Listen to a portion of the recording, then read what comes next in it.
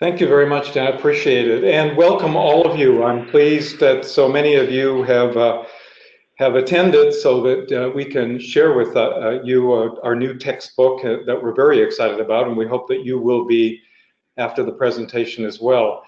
Before we get into the textbook itself, I just want to take a few minutes and share with you some of the changes that have occurred with the authors. Those of you who know us know that we believe in succession planning and in transition and transformation, and that we want to fully demonstrate that we're participating in that as well.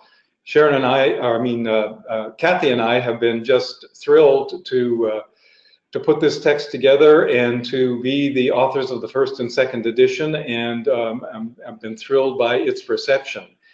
But in order to continue the dynamic and energy associated with a book like this, we need to be able to make sure that the authors continue to be that way as well, and that we engage and invite emerging authors that are building a reputation in their own right in the field of practice and leadership, with a deep understanding of complexity that's applied to leadership. And we think that we have done that in the two new lead authors for the third edition that we're just thrilled to introduce to you, and hope that you will join us in congratulating their authorship with us and continuing the tradition of our text. And they are Dan Weberg and Mangold, new emerging leaders on the landscape of leadership and of complexity science, and wonderful additions to the text that we think have made a difference in the quality and the next stages of the textbook as it unfolds.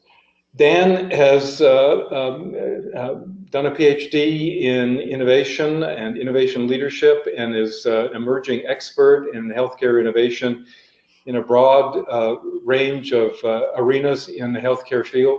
He is currently Senior Director of Innovation and Leadership at Kaiser Permanente, and certainly has displayed and grown through the ranks there in his leadership of complex organizations and in bringing innovation to a highly complex organization.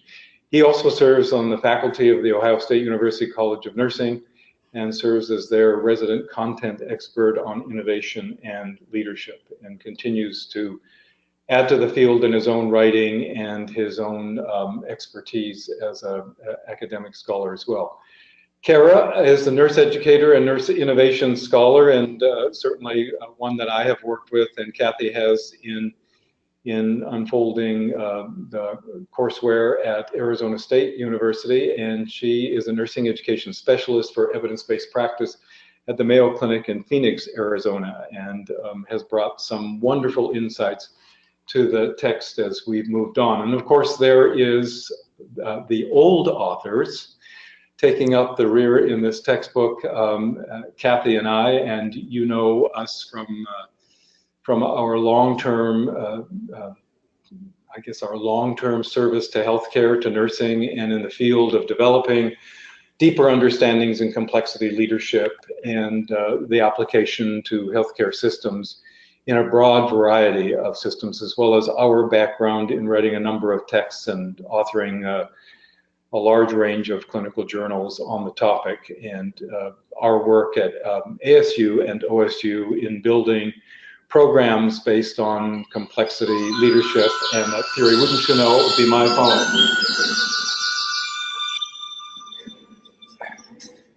I'm always the one who tells people to turn off their devices, and then I forget to turn off my own device, so I apologize for that. Both of us are thrilled to be working with Dan and Kara, and we hope that the addition of them as authors and as co-creators of this text will make a huge difference to you in the quality and depth of the text as we move on. So we appreciate their participation in this, and we look forward to where it will take them and us from this point forward. Kathy? Thanks, Tim. It's just a great opportunity, I think, for us to really reflect back on why did we do this textbook, or why did we do it this way? And I think as we have had many experiences across the country, but both at Ohio State and Arizona State University in their nursing colleges, we really learned that there's a lot of textbooks out there about the basics of management, but what we really wanted is for every nurse to be a leader wherever they stood or wherever they practiced. And so we went back and looked at content that we believed that every single nurse needed in order to be the best practitioner that they could be in the spot in which they were practicing. We also wanted them to understand the importance of change and recognizing new opportunities, to be innovators, even in a pretty structured world, that there are very good ways to do that. We wanted to facilitate their learning in how to become those change agents, but also maintain the excellence of patient safety and in the work that that we all do as nurses, which is so critically important. I think that we have looked at a lot of the evolution through the first two editions of the book, and now have found that our colleagues, Dan and Kara, offer something new and different because their DNA is different than ours. They are younger. They look at things from a different perspective, more digitally informed. And we're thrilled to hand this over to them. And let me just take this opportunity to say thank you again for all of your support in our past efforts and our past publications. We're not going away, but we're going to step into the background a little bit and keep doing that with all of our publications so that they stay relevant to the work that you're doing. Deanne, let me hand it over to you. Great. Thanks, Kathy and Tim. I really appreciate it. This is an awesome opportunity. And for me personally, it's my second text with Tim and Kathy and my first with Kara. And we have just a great content here, I think. And so, you know, this, like Kathy said, this book is really focused on leaders from the bedside to the boardroom. You know, we know that only about 10% of RN and BSN students will go into formal management positions. And so we didn't want to write a text assuming that, you know, every person reading it's going to go into management. We've made it relevant and connected to both of those populations, anything from the new grads staff nurse all the way through the experienced director who may be looking to grow their leadership capacity. And we've done some things that we'll talk about later as far as mapping the content to both executive competencies as well as licensure competencies related to leadership. So hopefully you can tailor this text to whatever population you're looking at. And you know what we found in both our practice as well as with research is that nurses lack leadership skills. They may be very good at management, but leadership is one of those things that's very hard to learn, and it's very different than what you learn in a management class or an MBA. So we tried to focus on the leadership aspects while also hitting important management skills as well. So we can go to the next slide. So we all know all nurses need leadership skills, and we're firm believers that everyone is a leader because everyone can influence decision-making regardless of where they are in a formal hierarchy. And so we've written this text to map that as well. We have case studies and content in here that will help nurses influence patient care decisions, leading from the middle and influencing managers and directors, and the system, the healthcare system, and creating, you know, how to create better practices, everything from better staffing models all the way through innovation, performance improvement, resource stewardship, navigating their own professional practice and leading the way that way as well. So again, a wide range of things that really fit with leadership coursework and transitioning the student from learner to you know, advanced beginner or expert within their leadership practice. We've also added some content here because the context of healthcare has always been interprofessional teams, but there's been a much more, there's been a lot more focus there from organizations and more emerging research as well. And so we've added content related to working within interprofessional teams. And one other piece is, with leadership comes a lot of stress. It's a hard thing to do, to lead even at the bedside. And so we've added content related to burnout as well, and talking about self-care and how to manage ethical situations in a way that keeps our nurses engaged and hopefully builds resilience within them as they move into more independent practice outside of the academic setting. So we can go to the next slide. So this is a theory-driven text. I think the four of us are big believers within complex adaptive systems theory and innovation theories. And so we've taken that and we've made it instantly applicable. So not a whole lot of deep theoretical content, but really taking those concepts and making it instantly applicable. We touch on the theory basics and then allow students to translate it into activities, case studies, or real examples from our work. And we have brought in our own experience. So one thing that Kara and I bring are, we live inside these large complex organizations, Kara with ASU and Mayo, and me with Kaiser Permanente and Ohio State. They're just complex, crazy organizations, and we've taken our learnings and our observations of leadership within those settings and tried to provide tips and tools and practices that students can learn from, so they can, when they get into those large organizations that are just getting larger with all these mergers happening, can navigate these complex systems in a way that's effective. So we can go to the next. So again, leading in health systems, is founded on several different concepts. One thing that we are passionate about is evidence-based practice and evidence-based leadership. Our other text is evidence-based innovation leadership. So we've combined all of that here, and we've taken the latest evidence and put it into this text as the foundation to ensure that we are following what's in the research. Again, we're talking about interdisciplinary work, which is the future of care, and how do nurses fit in there, and where do they sit on teams, and how can they influence teams in different settings. Accountability as far as professional practice and ethical standards have a big theme within this book. And we talk about the value-driven healthcare network. We're moving away from talking about fee-for-service and volume-driven things, and how do you live in a value-driven system? And so those are all foundations of this text. Next. And so, why is this important? And I'll give you my perspective from the industry standpoint. We have great nurses. We actually have a program that is sending many of our frontline nurses back to get their bachelor's and master's degrees. And we need academic programs that can instantly translate what's happening in research and evidence in leadership to our students, so they can apply it when they come back and work in our organizations.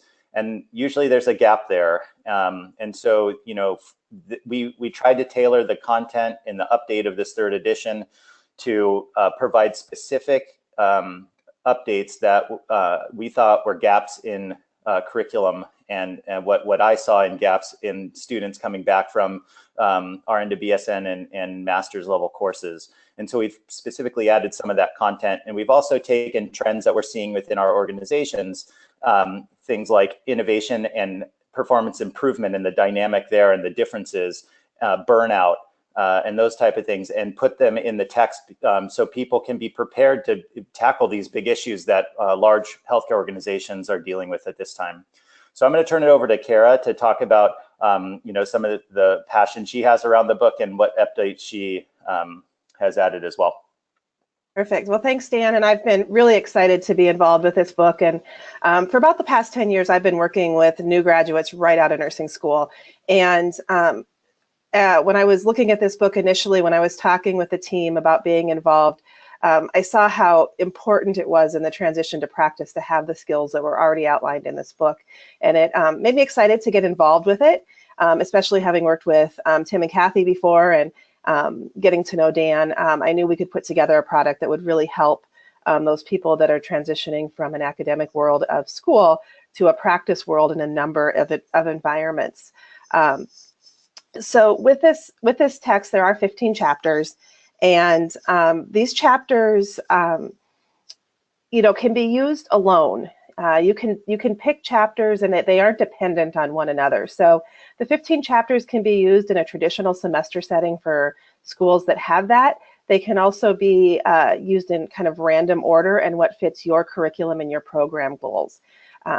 As I mentioned, I'm embedded in education, both in the academic world and in the practice world, and work closely with a number of people who are transitioning between the two. So I think some of the biggest highlights of this text are really how to work in interprofessional teams. We've done a lot of work with conflict in this chapter and added additional case studies and scenarios for people to work through as far as negotiation, conflict, and working on interprofessional teams. And the text, there's hardly 2 or 3 pages that go by that don't have a call out, some sort of guide for faculty, case studies that they can use, scenarios, things like that.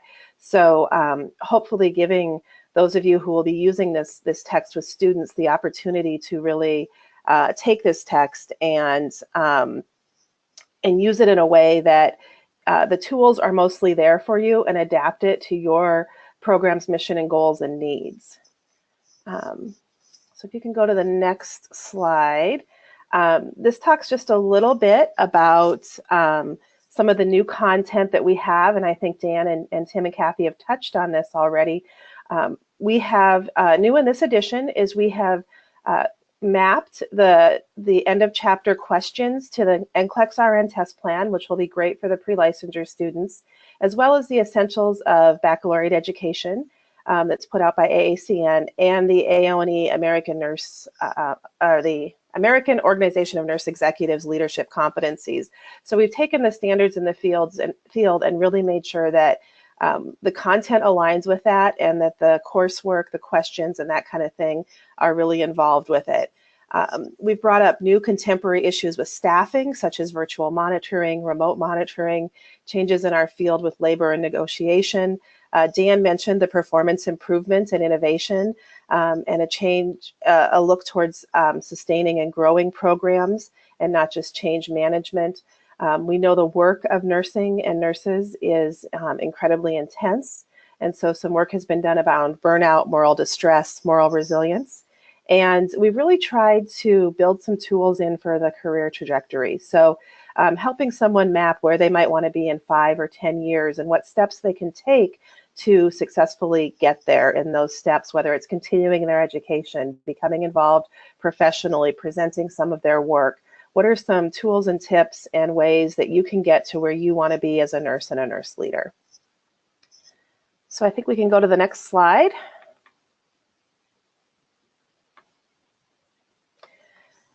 The chapter structure has remained the same with this edition. Each chapter has at least 3 learning objectives, and we do have those multiple in-text activities that we've talked about to engage students. And I think the variety of in-text activities is really an important thing to point out. Instead of endorsing one practice, what we've really tried to do with this text is provide a holistic view of different ways that things can be thought of, handled, and managed, so that they can be applied in those complex adaptive systems as different situations arise. So it's not a cookie cutter text, it's a text of possibilities and resources.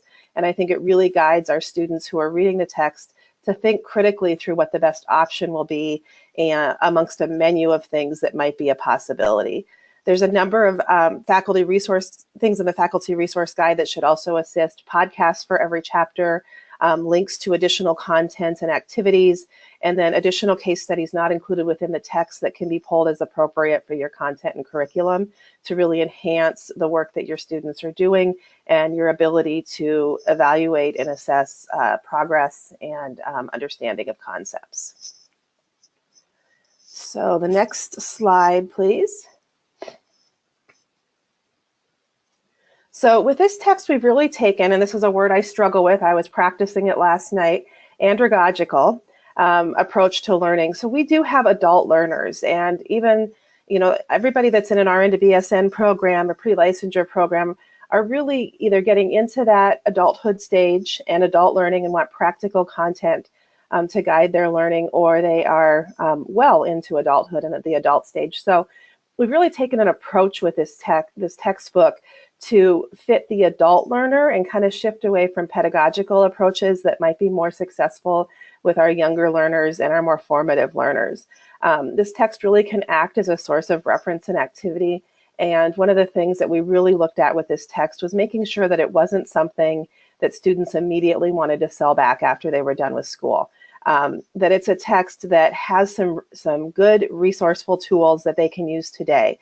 As we mentioned, it's not a management text. It's really meant to provide practical skills and tools for entering the nursing profession and becoming a leader at whatever point that you serve our patients and our healthcare team. And so we're hoping that it can be used as a reference text for people, and that they will be able to immediately use it and some of the resources when they're done with your program as they enter the practice field. And as I mentioned before, we really have built each chapter to stand alone. So you can customize this text for your course needs and change up the order in which you're using the chapters that you're using, anything like that. Each chapter really should be able to stand alone with a few references to other chapters, but really you can get everything you need inclusive in one chapter. So hopefully that will be helpful as you're really trying to find information that really fits your program and course objectives.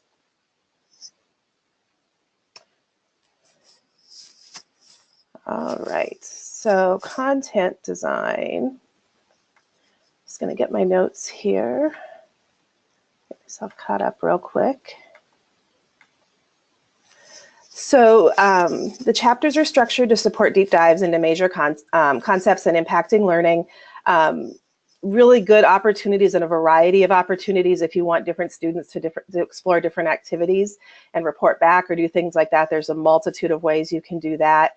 It's really meant to spark conversation, have people think of things, think of possibilities, think of ways that things can be challenged successfully to impact change that helps our healthcare world as a whole, and have a change in thinking from policy and protocol based to possibilities and what the best outcomes in healthcare can be. And it really is meant to spark that conversation for innovation for nurses at the point of care. And we really hope that we've done a good job tailoring this section as well to the RN to BSN student who has strong practice experience, where they can bring in some of those case scenarios and then use some of the theory and concepts to provide a structured way to solve some problems they see in the clinical world.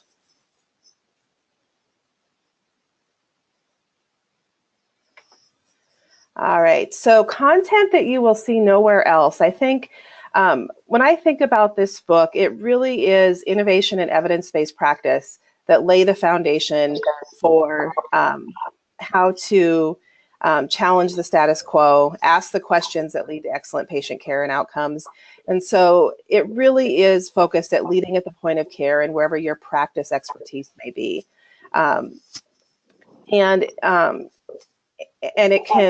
It's generic enough that it can then be applied to specific practice areas that people have. So as we think about leadership and management, there's a lot of things that go into it. But again, to say one more time, this is really meant to be immediately applicable and useful for those people who are entering practice or continuing their education so that they can improve and advance nursing practice and add value to the care that we deliver. So with that, I think I'm going to hand it back over to Tim and Kathy for the next slide, and we'll go from there. You know, as both Dan and Kara have emphasized, the environment that nurses practice in, whether it be a new nurse or a practicing nurse, is not the environment most of us who are educators who have been in the field for 20 years or more, not the environment we came into. The transition of the healthcare system to to an entirely different framework for delivery of service and the complexities associated with that, not to mention the political and economic changes that are constantly working at the edges of the healthcare system. This is a system that the nurse now must be able to practice in, lead in, deliver patient care in, adapt to, and essentially, based on the text that we're presenting to you here, be able to lead in. You know, you think about what the transition that is now moving in the healthcare system as we move out of institutions into health networks. It is suggested that it's probably within the next decade and a half, we'll move from the almost 5,000 acute care facilities that we have in this country to somewhere around 400 to 500 health networks that will locate the system services in an entirely different configuration in order to advance the availability of health services in non-institutional frameworks. So if you think about what the individual leader and the systems as centers of leadership are going to have to be able to incorporate into their ability to adapt and change and adjust into these new networks, understanding complexity and understanding complex adaptive systems are going to be critical to their success. You know, a complex adaptive system different from an institution really is a set of interacting elements over a broad range of intersections that are able to change and adapt quickly and effectively in multiple ways. If we think about systems like weather systems or ecosystems or neural connections or even human relationships and communities of practice, communities of service, the communities that we're talking about here, those are complex adaptive systems that leaders in nursing and across all of the disciplines are going to have to be fundamentally aware of. When you think about the fact that it used to be in my time that 75+% of nurses practiced initially in hospital institutions, on units of service, in healthcare facilities, and now almost 50% of those graduating from programs of nursing will practice in settings other than the settings that we practiced in when we graduated, and are going to have to be able to adapt their practice to transdisciplinary models, to interfunctional, intermobility models, and to produce a dynamic, interactive, broad range set of responses in systems that are going to demand not only that you practice in one way today, but that as evidence gets available with regard to sustainable practices, that you're able to change those practices in a meaningful way. If you think about our approach to practice, when we changed practice, that meant changing policies and procedures, and that could mean anywhere from a month to 18 months as we wrote new policies and protocols for those practices. Now we have to be able to take the evidence that we get about what is appropriate practices and change those practices immediately, to change them in our systems, in our own practice in a meaningful way, and then to adjust the interactions in the system to be able to support those practices and those changes as ways of doing business, and then to be able to transform the system as a whole as those practices call for those transformations. So what we're really talking about here is putting inside of a text a frame of reference, content, meaningful and practical devices that help people adapt to the complex changes in broad systems as we move from institutions to networks, and build a set of relationships that are driven from those intersections, driven from where the practitioners are located, driven from their own local leadership roles, and then connected across the system to other intersections that will be critical to facilitate and to sustain the changes and to sustain the effectiveness and the value and impact of those practice changes on the populations that we serve wherever we might serve them. And that is one of the driving concepts that is a central theme, if you will, of this textbook, which I think is important for us to recognize, to see threaded throughout the textbook, and then to be able to practically translate inside of the practice of every nurse through use of this reference. Kathy, do you want to take us from here? Sure. So how does this text differ from the competition? And so if I had to sum that up you know, we talk about the immediate utility for nurses transitioning to practice. It's about leadership. But what I believe we have done is taken the principles of complexity, most specifically control and vulnerability. Traditional textbooks tend to emphasize that if you learn this content and you practice these skills, that you will be effective in being in control. The complexity leader in our textbook realizes that you are never in control, that you are vulnerable, and how to thrive in that complex environment where the world is emerging. There are multiple interrelationships that you cannot predict, but you can learn to move with the flow, to facilitate the relationships, facilitate the work together, so that that old comfort level of thinking that you have the answers to everything, we gracefully give up and say, we're doing this together. Complexity leadership is about us facilitating the pathway along. And so all of our scenarios, all of our content is really focused on taking that uncertainty to a very positive attribute in which our vulnerability is an essential skill for the future. So where do we want to use this text? And so if we look at our next slide, we talk about RN to BSN programs, undergraduate baccalaureate programs, and any place where we're teaching nurses in pre-licensure programs or the next degree. But really, it's about anyone who needs to know or wants to be more competent in facilitating the next steps in our world. These are pretty traditional programs. We see new things coming along all the time. And it's a great opportunity, I think, to get the foundation, but also to help us get into the communities and do the ambulatory and the patient care work that happens in the communities in our homes as well. So I think that I think you'll love our text. Hopefully that you'll love it as much as we do. And let me just give us back to Dan to talk a little bit about the crosswalks. Great. Yeah, so another note to follow with Kathy is, this isn't designed just for hospital-based nurses. This spans the gamut from ambulatory, hospital, community, school, really anywhere a nurse practices, there's relevant content here. So, many of the management focus books are about staffing and resources within a hospital setting.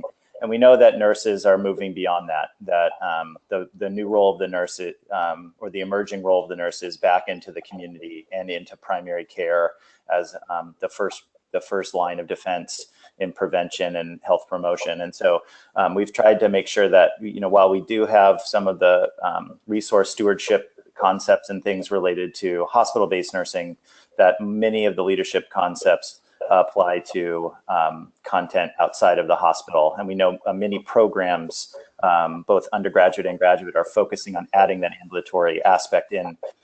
So we're doing that.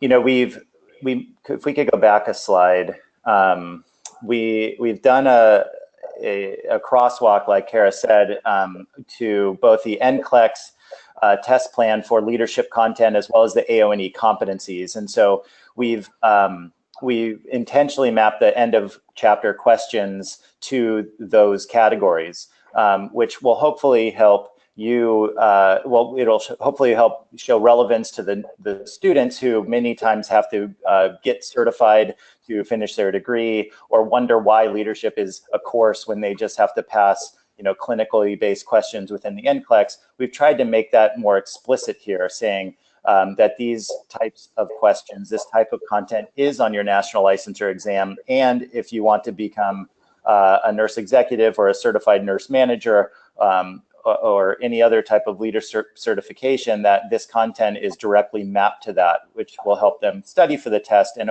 also help with the relevancy piece.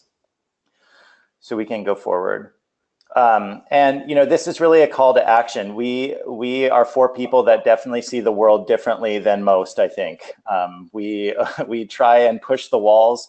We try and look to the future while staying connected to the present. And this text reflects that. We have concepts that may not be seen in many organizations yet, but we know they're emerging and that there's a need for students to be prepared for that. So, we hope this text can be used to create content and create programs that teach people to lead differently, and that they can be transformational leaders based in evidence with an evidence base towards their leadership practice, not only their clinical practice. So, one thing I'd offer is, as you're building programs, as you're redesigning your leadership classes, the four of us are here to help you think through that. We've all designed curriculum, from Masters in Healthcare Innovation programs through medical schools, through undergraduate programs and courses. We're here to help you figure out how you might use this text along with some other resources to build programs that train the next generation of leaders. And I think that's a passion of ours, and that's the impetus for us to update this third edition and push this forward. So with that, I think we will turn it over to Jen to give you some logistic content and then open it up for questions. Yeah, sounds great. Thanks, Dan. Just wanted to chat with everyone about Navigate to Premier Access. If you're unfamiliar with our digital course or platform that accompanies most of our nursing textbooks, let me just tell you a little bit about it. So this is the digital course, if you will, that accompanies this new textbook. It is free with each new student purchase. And a couple of the features I just want to highlight include an extensive instructor manual to give you some tips and strategies for how you can use the course within your class. It also features monthly updates, blog updates from the author team available for faculty and students. There is a pretty robust and comprehensive ebook, and the ebook platform is really impressive. You can create voice notes, you can highlight. It has the flipping capability as if you were reading a true hard copy textbook. So a lot of our faculty and students really love the ebook feature part of it too. Interactive lectures, which are narrated PowerPoint slides, allow you, the faculty member, to assign content ahead of time and then discuss in class. Numerous case studies as well as practice activities and assessments for students. And we also have additional instructor resources. And there's also learning analytics and reporting tools as well as a grade book so that you can measure student success. If you'd like to learn a little bit more about Navigate, I invite you to go to jblnavigate.com/2.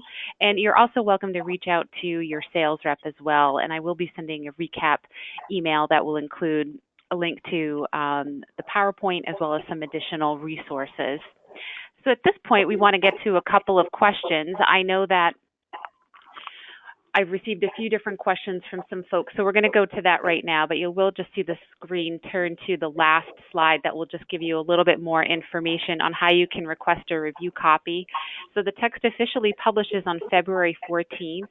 You can request a review copy directly from our website or by contacting your sales rep. You want to visit go.jblearning.com/LNP3E. And if you would like to contact Kara or Dan, they've graciously provided their email addresses for you there as well.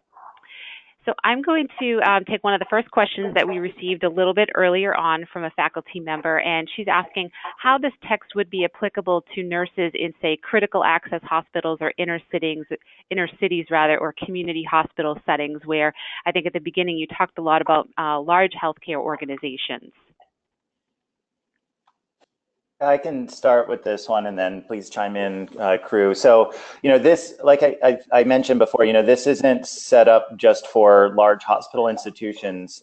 This is really set up for leading in any sort of network. And I think those critical access hospitals are definitely their own network and without direct line authority. So how do you influence across organizations that aren't formally connected? That's definitely a theme within this book. And then the inner city piece as well. Again, very complex networks with cultural aspects, and there is quite a bit of content on building professional practice and culture within your leadership and taking that into account. Also negotiation skills, which come into play not only with patients, but with your colleagues as well. And so, you know, the content spans across the spectrum. We also have content on policy and also regulatory requirements as well in here. And so those span across the setting as well. So Kara, do you want to add some to that?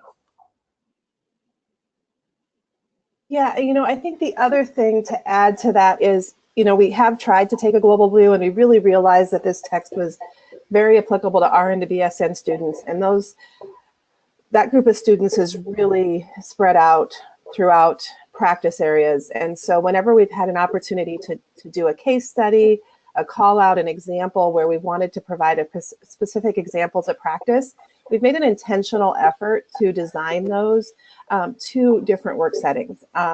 Maybe not all of the ones you specifically mentioned, but different areas, community hospitals, and different work settings that may be immediately recognizable by those that you are teaching and leading. I think too that patient engagement is pretty much the same no matter where you are. And so much of this work is about engaging the nurse with the appropriate person, whether it's a patient or a team member, a clinician, a non-clinician, or whatever that is. But the basics of engagement to advance ideas and work has foundational principles that apply anywhere.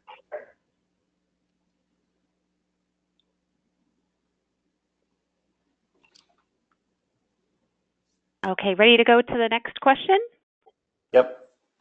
Okay, so with the changes in acute care and shortening the length of stay, we are finding the leaders in long-term memory and some rehab and transitional facilities are LPNs. Does this textbook also apply to this group?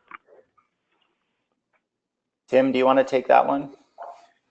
Yeah, remember the focus of this text essentially is on leadership and the capacities necessary to thrive in complex systems. So they really focus on the role of the leader in those environments. And if that leadership is provided by LPNs inside of systems, the information is as relevant to them as it is to the registered nurse. Now the issue for us is the level of confidence with regard to that. If there's a sense that the particular LPN that we're speaking is competent to provide that kind of leadership in those settings, if that's the assumption, then obviously the information that we have that relates to that role is appropriate to that person.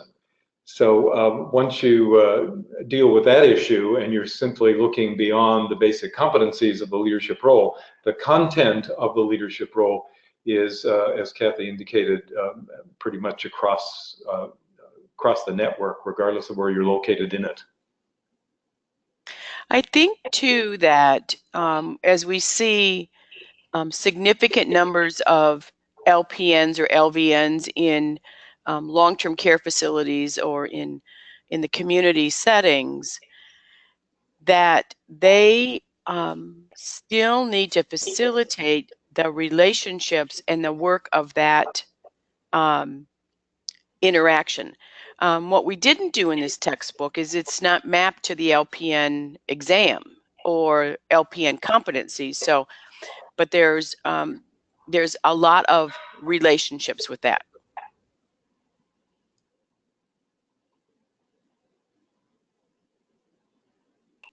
Okay, thanks, Kathy.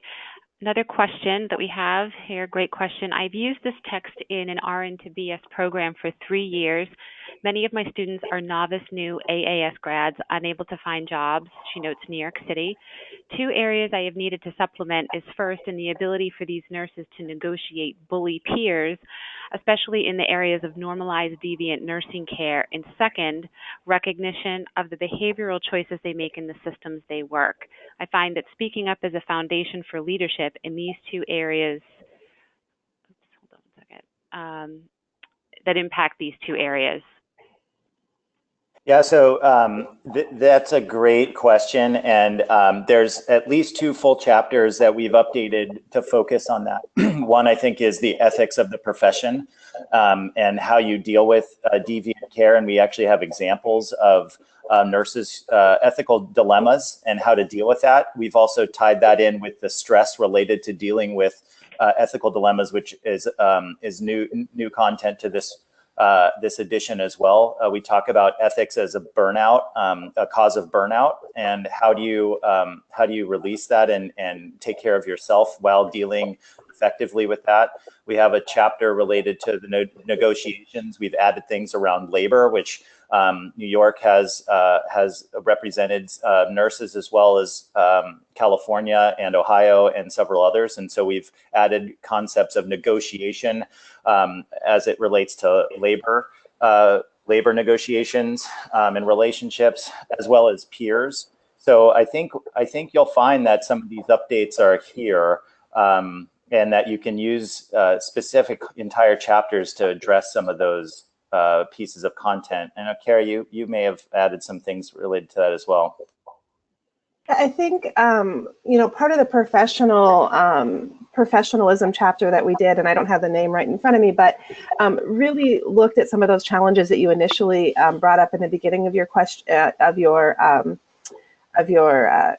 and also I think we do have maybe some things that would help the staff obtain their new job, their first job, if that's an issue with the associate prepared nurses, to get into nursing practice while they're working on their baccalaureate degree. I think we do have some updated things on resume writing, career searching, and things like that that hopefully can be tools that can be immediately applicable. Tim or Kathy, anything to add there? I know that you guys have a strong focus on the professional practice piece, and so that definitely is a chapter that would fit here, and we've updated it with lots of accountability, role clarity. I'm just looking at the appendix. Locus of control for and individual and team goals fitting together. There's a lot of great stuff, and we'd be happy to chat with you to see how we could tailor some of that to the specific needs of your students as well. Yeah, I think that, what we did was we did take the feedback from the readers of the book from the first 2 editions, and that's exactly what you all did, is incorporate it. So you did a nice job.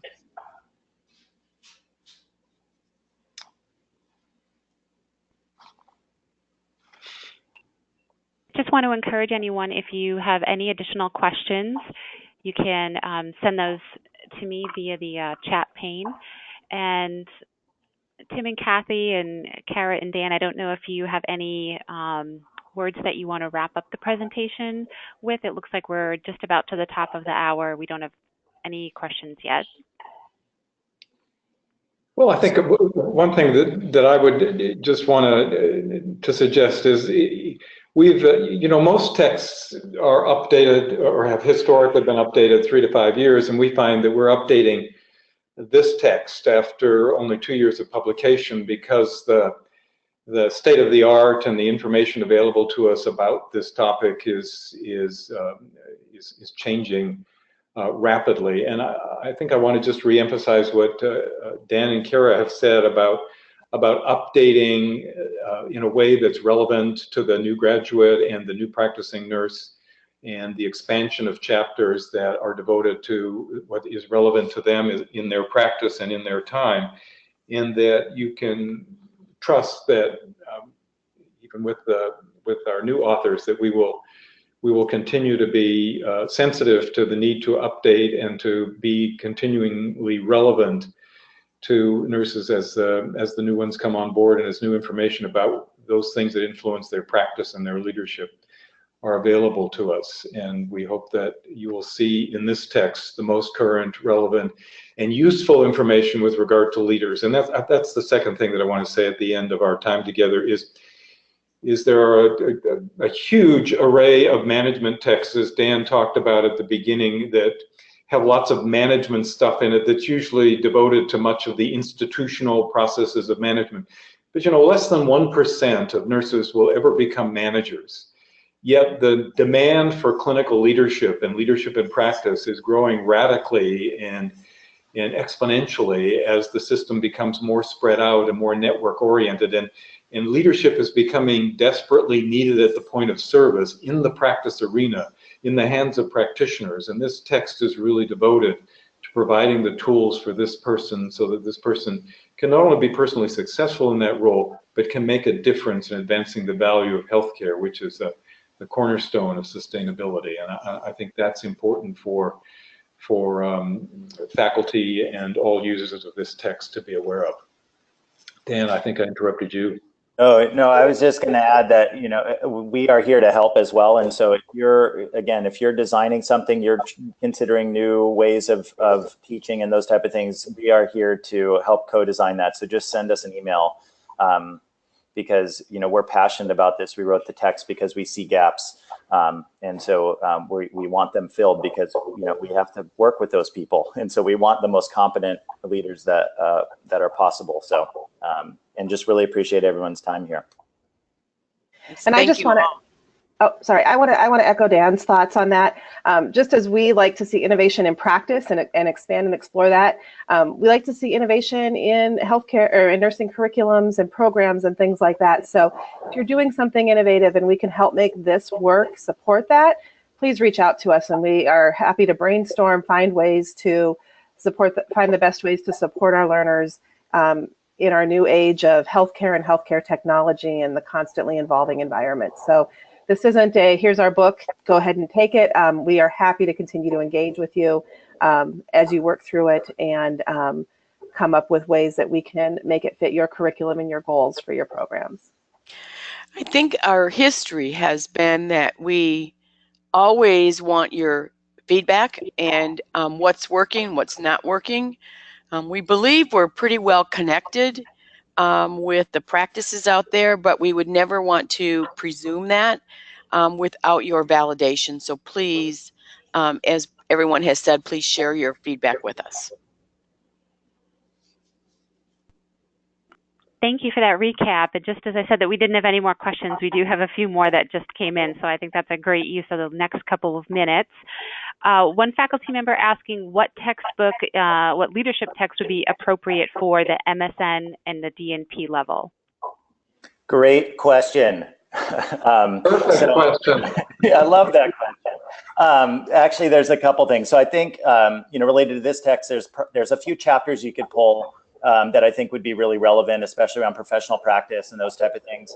But I would, and I'm a little biased, but I would check out two other texts that would be amazing. One is Leadership for Evidence-Based Innovation, which published last year, or 2016, I think. But that's a text that Tim, Kathy, and myself and another colleague, Sandra Davidson, wrote that's really connecting innovation, leadership, and all the concepts we talked about today together in an awesome text.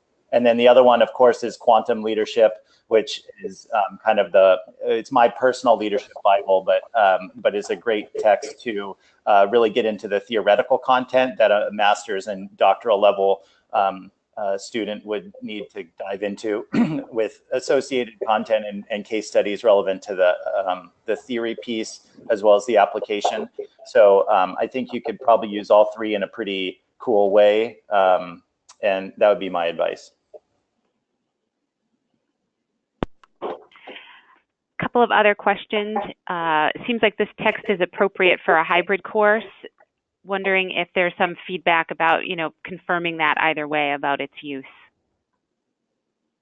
You know, I can take that one. I think it really is appropriate for a hybrid course because I think it provides an opportunity for what you may call a flipped classroom or something like that, where some content can be reviewed and then the action items, the case studies, that kind of stuff can really be used for for group action learning and experiential learning when they're in the classroom together as groups. So I think this is a great opportunity for a hybrid class, an all online class where there's asynchronous discussions.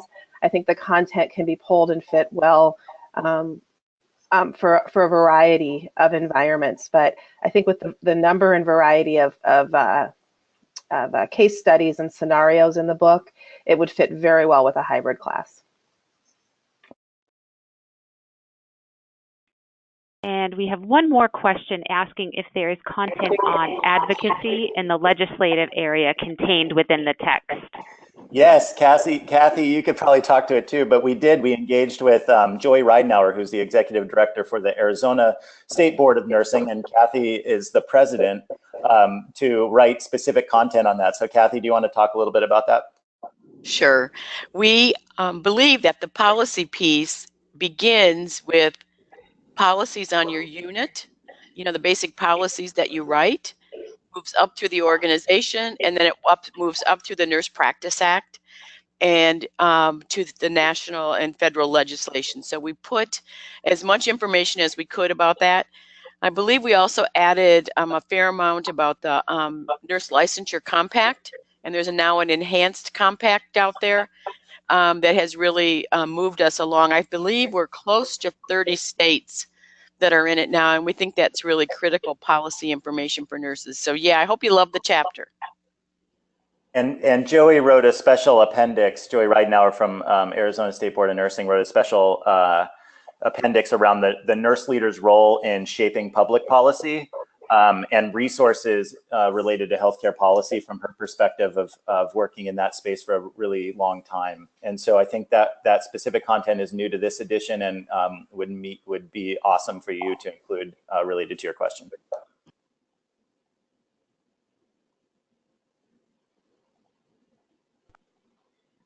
Well, thank you. I think that was a fantastic presentation. I want to give a special thank you to our presenters today, Tim Porter O'Grady, Kathy Malloch, Dan Weberg, and Kara Mangold. This presentation has been recorded, and we anticipate it being live on our YouTube channel by the end of day today. And everybody who has attended, as well as if someone registered and didn't attend, will receive a link to where they can find that presentation. And the follow-up email will also contain a link to the presentation slides as well as several sample chapters that you can preview before you get your hands on the actual text, which comes out in just a couple of weeks. So I want to thank everyone for joining us here on a Friday, and special thank you to our presenters, and I hope everyone has a fantastic weekend.